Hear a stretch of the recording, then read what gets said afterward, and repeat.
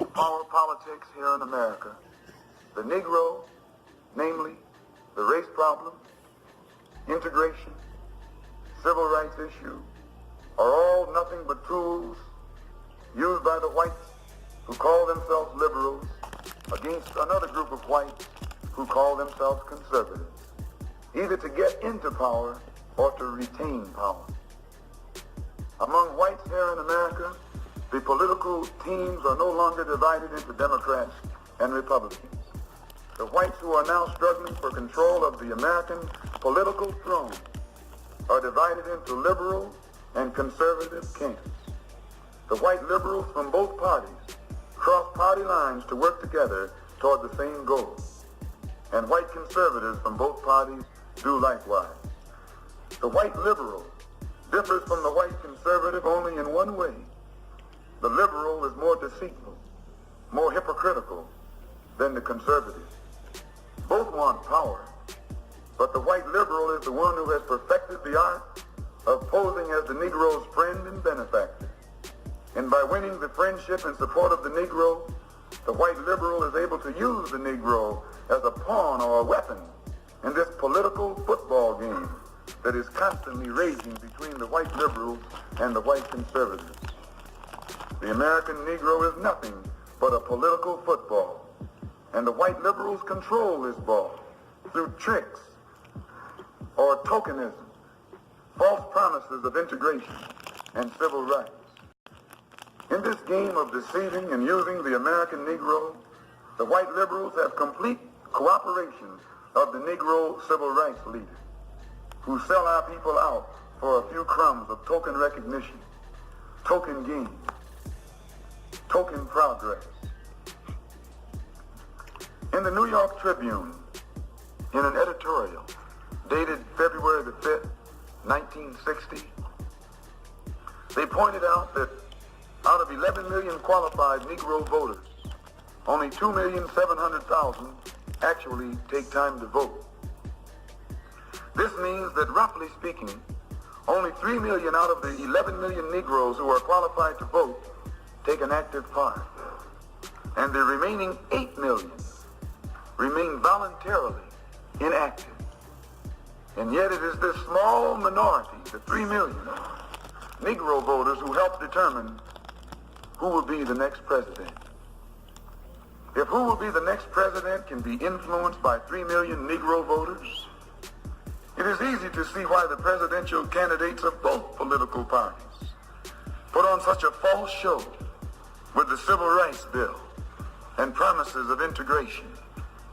They must impress the 3 million voting Negroes who are the actual integration seekers. And if so much fuss is made over these 3 million integration seekers, what would the presidential candidates have to do to appease the 8 million non-voting Negroes if they ever decided to become politically active? They hold the balance of power. Who are the 8 million non-voting Negroes? What do they want? And why don't they vote? The 3 million Negro voters are the so-called middle-class Negroes, or high-class Negroes, or uppity Negroes, who are referred to by the late Howard University sociology professor E. Franklin Frazier as the black bourgeoisie, who have been educated to think as patriotic individualists with no racial pride whatsoever, who believe in and look forward to the future integrated, intermarried society that is constantly being promised to them by the Negro politicians. And therefore, this integration-minded 3 million minority remain an active part of the white-controlled political parties. But it must never be overlooked that these 3 million Negro integration seekers are only a small minority of the 11 million qualified Negro voters. The 8 million non-voting Negroes are the majority, the downtrodden black masses. They have refused to vote. They've refused to take a part in politics because they reject the Uncle Tom approach of the clergy politician leadership that has been.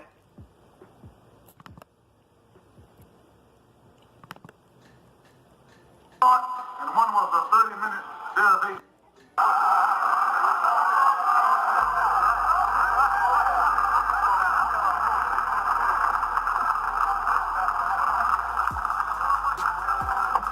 It is Jews right here in Harlem who run these whiskey stores that get you drunk. It is Jews that run these old rundown stores that sell you bad food. It is Jews who control the economy of Harlem and use it for themselves and for the benefit of Israel. And got nerve enough to walk around here joining some NAACP or CORE and think we're going to be blind to what they're doing to us. No, someone better pull their coat.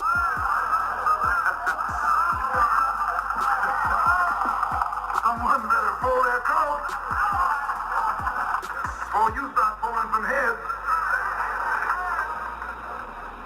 That's not anti-Semitic, that's just plain intelligence.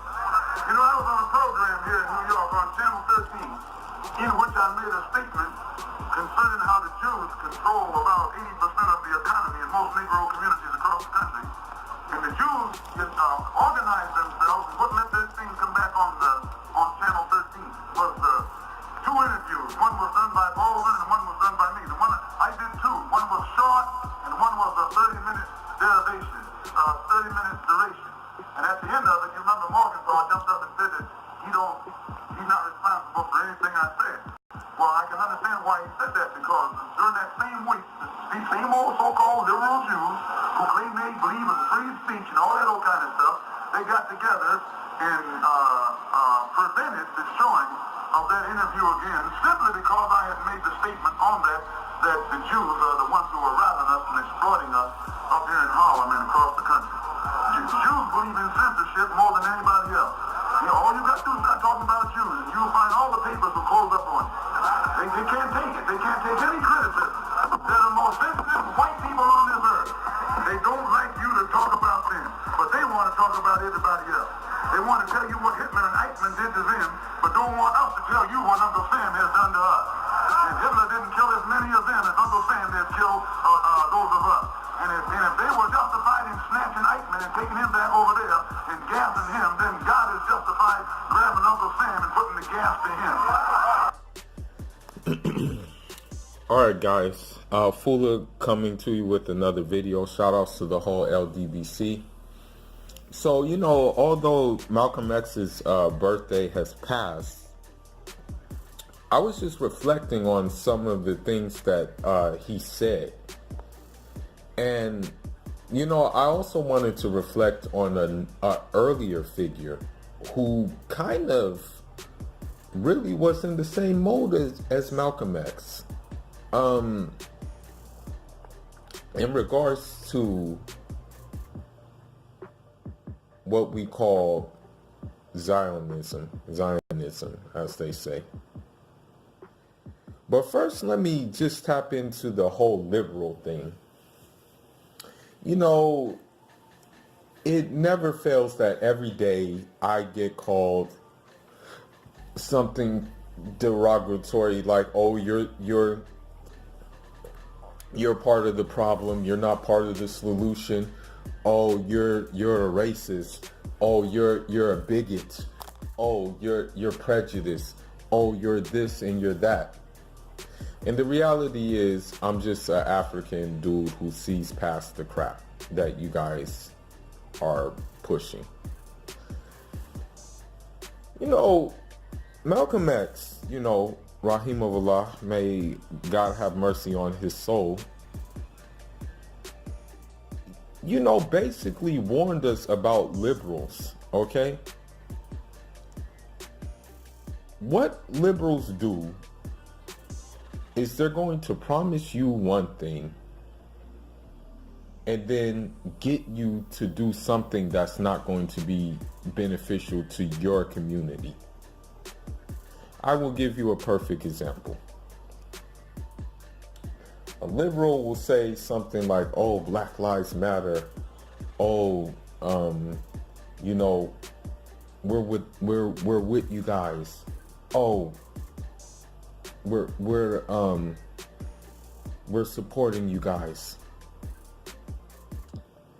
But the moment that you want to have a normal family structure, which is man, woman, and children, it's the moment they say, well, don't be a hypocrite now.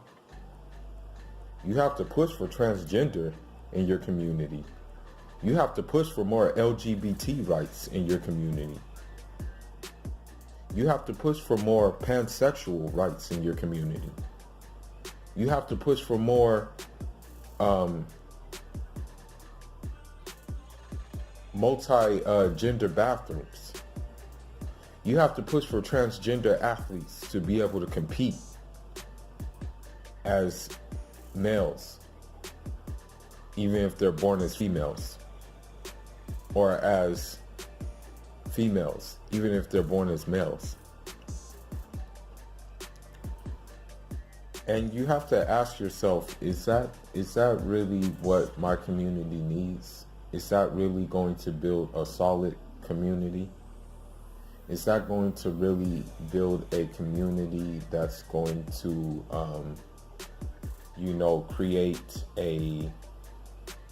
create dignity, create, like, how should I put it? A solid community? You have to ask yourself those questions. And, another thing you have to look at too, and this is something I had to really take a long look at myself, is that these liberals, what they'll do is they'll get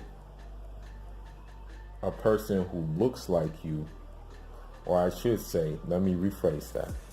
They'll get a person who looks like us, who has a very good background, but in reality does not really have your interests in mind. But since they say, it's kind of like, I want to say it's kind of like when, you know how people wear like you know how they wore the blackface to like basically tease us and stuff like that, basically ridicule us. It didn't change the fact that, that it was just a mask that they were wearing. And that's the same thing with these liberals. It's the same thing with Kamala Harris. Everybody's going crazy, saying, yeah, she needs to run for president. She's going to be a good president. Not knowing that, she's only going to do the job of a liberal that's going to put them into power, basically. And let me take it to the African continent, where I come from. We have the same thing, but in a different way. We look at these leaders, right, as beacons of hope.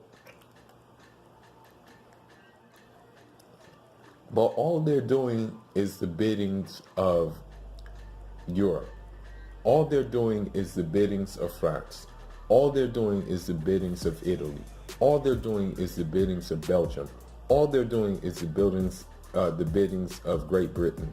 All they're doing is the biddings of Portugal. I have a cousin working in Angola right now. He has told me, because Angola, believe it or not, is for an expat, Angola is the most expensive place to live. Okay, tax-wise. But he has told me that in every single position on a construction site, The head honcho is a Portuguese dude. Okay? Why is that? Simple. The white liberal has to be in power. That's just basically what it comes down to. So what happens instead of the government, because they're in the pocket of liberals, conservatives, whatever you want to call it, because they're in the pocket, rather than get his own citizens training to do the jobs, because of Portugal's, like, basically, let's just say, not big economy, they'll just say, oh no, just come over here, we have a bag for you. Whereas their own people, their masses, are left to fend for crumbs. With all the diamonds, with all the oil that Angola has, why not train your own citizens to do the work? Why not bring dignity to your own citizens? Instead of us having to migrate everywhere. You know? I'm sorry to say it. And, you know, I feel bad. But if it wasn't for, you know, my tribe's code of honor, which is called Pulaku, and that's another video in itself. Or if it wasn't for my my belief system, I would have lost my mind. I'm dead serious. Like, you know, this is not me. You know, that's why, like, I really can appreciate going back home to Africa, going to certain places in Latin America, because there's still humanity there. Sorry to say it, but in the West there ain't no humanity, man, or very little of it.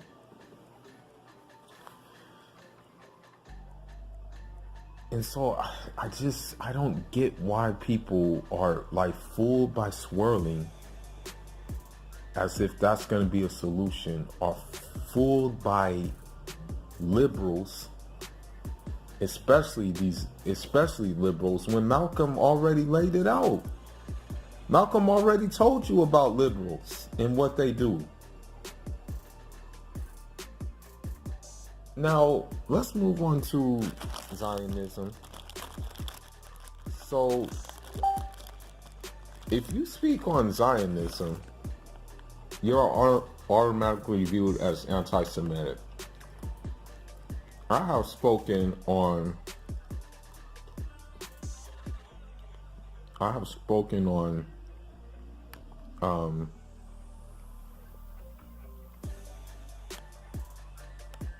I want to say on the atrocities that are going on in Palestine. I've spoken on how I don't want Israel in Africa, but all of a sudden they now have an interest in Africa for some reason. In fact, Israel was trying to join the African Union. And these African leaders, unfortunately, will let them.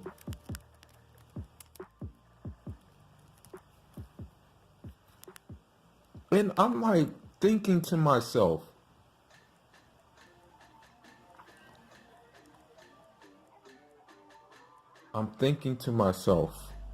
why the hell do they want to join the African Union? Okay, they need to stay the hell away from that. Because you know what that means. That just means basically smash and grab. And when I say smash and grab, it's not going to be the good smash and grab. It's going to be start conflicts and then grab. Start conflicts, pretend to be the solution to those conflicts, and then start grabbing the resources. leaving us in worse shape than we're in right now. And there was a man, I'm going to mention him. In fact, he needs a video himself, but I'll just mention him a little bit. There was a man who was born in Tlemcen, Algeria. I want to say in about the 18th century, maybe the 19th century. His name was Al-Maghili. Okay? Now Al-Maghili went to the desert region of Algeria. The southern region, like Adrar, one region called Adrar, and Tuat. And at that time, he saw that Jewish people were monopolizing the economy. Monopolizing it. And at times exploiting the original inhabitants, which happened to be Africans. Or if you want to be technical, Berbers. And so they were exploiting them, monopolizing their economy, and actually getting to a point where they were going, it was almost like a colony for them. And the leaders of that time were happy with that because of the simple fact that they're like, okay, well, they're bringing in some like much needed trade and commerce, but their own citizens was not getting part of that trade and commerce. So what Al-Maghili did is he brought this to their attention. He's like, no, this is not right. They came here, and if they're going to do business here, they at least have to pay tribute, in order for the wealth to be circulated. The leaders didn't agree with this. They're saying, nah, just let them do what they're doing. Let them do this, let them do that, and the other. Al-Maghili said, nah, it's not going to work like that. So he was with the business. And he actually did turn to armed struggle to let people know, yo, this is what it's going to be. He was trying to stop, quote unquote, capitalism. Or I should say monopoly. And as a result of that, he got booted from the South of Algeria. So he ended up staying in, for a little while, he was in Niger, Air region. He was also in, I want to say, Gao in Mali. I'm not quite sure if he made it to Timbuktu. But then he went to Kano in Nigeria, and he also went to Katsina in Nigeria. He was received with open arms. At the same time, he was in correspondence with scholars who shared his views, because there were some people who agreed with him because they saw the first person effect of what was taking place with that. And I know this video probably will get flagged. I know I'm probably going to be called all kinds of names for this video, but the reality is this: I'm for sovereignty, I'm for autonomy, and I'm for self-determination. Okay, those are the things I'm for. And I'm sorry to say it, but liberals, conservatives don't want this. Okay? And let's be honest, these crooked leaders don't want it either. Only very few leaders really desire grassroots developments. So even if it was a different people pulling these strings, I would still be the same way I feel right now. And Malcolm X just delivered everything that needed to be delivered in the beginning of this video. So with that being said, I'm going to end this, and I'm going to say to anybody watching this video, please think for yourself. Please have an open mind and really try to do the puzzle and put the pieces together and realize that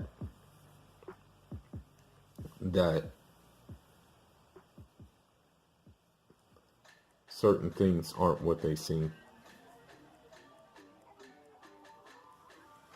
especially when it comes to liberals.